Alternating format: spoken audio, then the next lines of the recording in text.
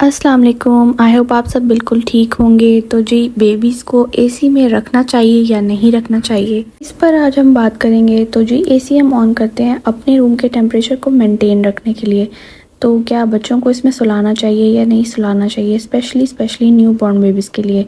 तो जब हम अपने रूम में एसी ऑन करते हैं तो हमें कुछ बातों का ख्याल रखना चाहिए। आपने देखा होगा कि जो भी जितने भी हॉस्पिटल्स होते हैं, उनकी जो नर्सरी होती है न्यू बॉर्न बेबीज़ की, उनमें एसीज़ लगे होते हैं और वो बच्चों को एसी में रखते हैं क्योंकि बच्चों को भी टेम्परेचर की मेंटेनेंस की ज़रूरत होती है। तो जी, डॉक्टर्स की कंसल्टेशन के बाद ये मुझे पता चला कि हम अपने न्यू बॉर्न बेबीज़ को एसी में रख सकते हैं, लेकिन उसके लिए कुछ प्रिकॉशंस होती हैं, कुछ ऐसे असूल होते हैं जो हमें फ़ॉलो करने होते हैं। ये नहीं कि हम किसी भी तरीके से अपने बेबी को एसी में रख दें, खुला छोड़ दें और कोई भी एहतियात ना करें और बच्चे को ठंड में रख दें। तो जी, आपने इस तरह से अपने बेबी को फुल कवर करके रखना है। मतलब ये मैं आपको आगे वीडियो में बताती हूँ कि एसी का टेम्परेचर कितना होना चाहिए और बेबी के कपड़े वगैरह किस तरह के होने चाहिए और उसको आपने बेबी को किस तरह से एसी में रखना है। तो जी, सबसे पहली चीज़ ये कि एसी के आपने टेम्परेचर को मेंटेन रखना है। मतलब कि आपने उसको इतना टेम्परेचर उसका डाउन नहीं करना अपने रूम का कि बिल्कुल ही बच्चा जो है वो ठंड में रहे। तो एक नॉर्मल न्यूबॉर्न बेबी को जो टेम्परेचर चाहिए होता है वो आप तकरीबन 26 टू मतलब 28 अपने रूम का टेम्परेचर रख सकते हैं। ये नॉर्मल टेम्परेचर होता है और इससे कमरा भी अच्छा खासा ठंडा हो जाता है। तो इस टेम्परेचर में सबसे पहले तो आपने अपने एसी को सेट कर देना है अपने न्यूबॉर्न बेबी के लिए। उसके बाद जी बारी आती है कि आपने किस तरह से बेबी को कवर करके रखना है एसी में। तो उसके लिए आपने क्या करना है कि अपने बेबी को जो है पूरे कपड़े पहनाने हैं। ये आप वीडियो में देख सकते हैं, ये हाफ़ बाजू है। हाफ़ बाजू आपने बिल्कुल नहीं पहनाने। और दूसरी बात ये कि बच्चा जो है अक्सर औक़ात हाथ जो है ब्लैंकेट से निकाल लेता है अपने, तो उसके लिए आपने बेबी के हाथों पे मिटन्स सॉफ्ट से कॉटन के जो फैब्रिक होता है बेबीज़ का, मतलब जो कॉटन फैब्रिक होता है सॉफ्ट फैब्रिक का, आपने मिटन उसको पहना के रखना है।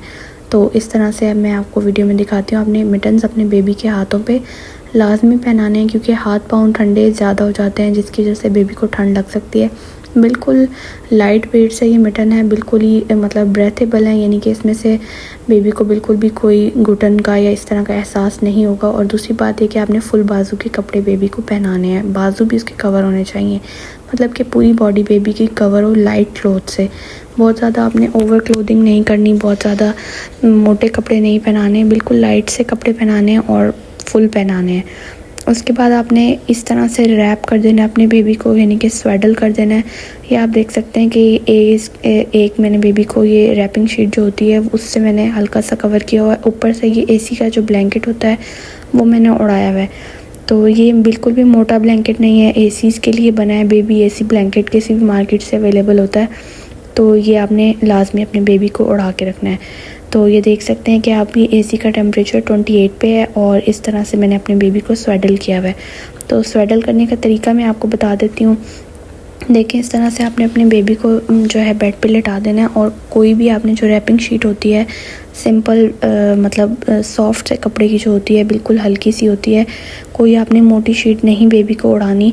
तो इस तरह से आपने अपने बेबी को लिटा के और उसको स्वेडल करना है। तो इससे क्या होगा कि आपका बेबी बिल्कुल कवर रहेगा, कहीं से कोई मतलब ठंडक जाने का कोई ख़तरा नहीं होगा और बेबी को ठंड लगने का ख़तरा नहीं होगा। तो अव्वल तो टेम्परेचर अगर मेंटेन होगा तो भी बेबी को ठंड नहीं लगेगी, लेकिन आपने अपनी प्रिकॉशंस लाजमी करनी है। इस तरह से आपने ये एक पार्ट बेबी के टांगों को कवर कर देना है, एक पार्ट से आपने एक साइड में कपड़ा लेके और इस तरह से बेबी की कमर के नीचे दे देना है। दूसरी तरफ आपने बाजू को मतलब सीधा करके और आपने इस तरह से बेबी को अच्छे से स्वेडल कर लेना है, यानी कि अच्छे से उसको कवर कर देना है या बांध देना है एक किस्म का। मतलब बिल्कुल लाइट से हाथों से बिल्कुल लाइट से आपने इस तरह से बेबी को कवर कर देना है। उसके बाद आपने एसी ब्लैंकेट मतलब नीचे बेबी के रख देना है फोल्ड करके और इस तरह से उड़ा देना है। ज़रूरत के तहत आप इसको उतार भी सकते हैं ब्लैंकेट को और उड़ा भी सकते हैं। अपने टेम्परेचर बेबी का चेक करते रहना है कि बेबी ठंडा तो नहीं हो रहा या ज़्यादा गर्म तो नहीं हो रहा, तो उसके अकॉर्डिंग आपने चेक करते रहना है। और दूसरी बात ये ख्याल रखना है कि आपने डायरेक्ट एसी में मतलब फ़्लो में जो है बेबी को नहीं रखना कि जहाँ पे उसको डायरेक्ट हवा लग रही हो।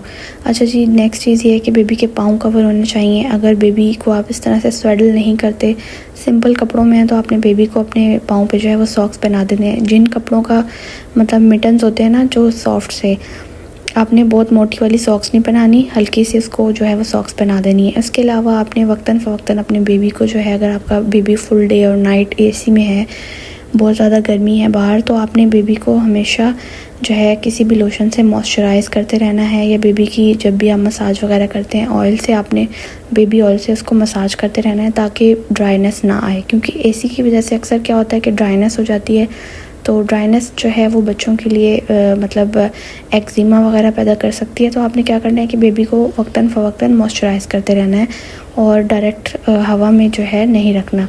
तो इस तरह से आप अपने बेबी को कवर अप करके एसी में रख सकते हैं। मुझे उम्मीद है कि आपको ये वीडियो अच्छी लगी होगी। तो ऐसी और वीडियोस देखने के लिए मेरे चैनल को सब्सक्राइब कर दें। मिलते हैं नेक्स्ट वीडियो में। अल्लाह हाफिज़।